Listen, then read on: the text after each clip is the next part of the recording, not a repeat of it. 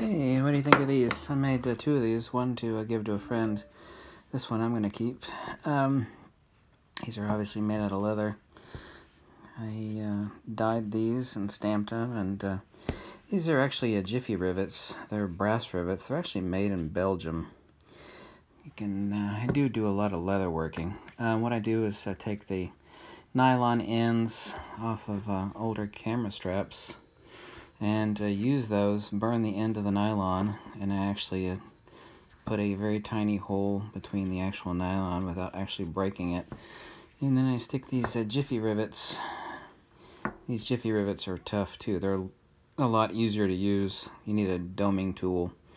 A lot easier to use than copper rivets, which are really tough. However, these are impossible to pull apart, basically, if you set them right.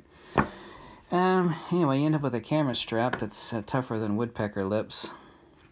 Actually, I stamped Fuji X on this one. So, what do you think?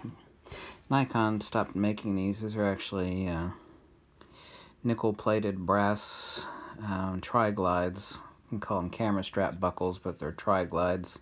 Whatever, tomato, tomato. I call this the simple strap. You know, they actually sell straps that are not even made half as good as this. They're made of a lot thinner, cheaper leather on eBay and other places for over $100 for a very simple design like this. I'm like, screw that. I can make these for $2 worth of parts, like 30 cents in Jiffy snaps, and $3 worth of leather. Yeah, about $4 to make these. You do have to sacrifice the older camera straps, however, to make these. And, what do you think? Call it the simple strap. These will actually turn a lighter color red after the leather dye evaporates. The alcohol base that seeps into the leather will evaporate, and it'll become a lighter red instead of a deep blood red. So leather working is kind of fun and relaxing.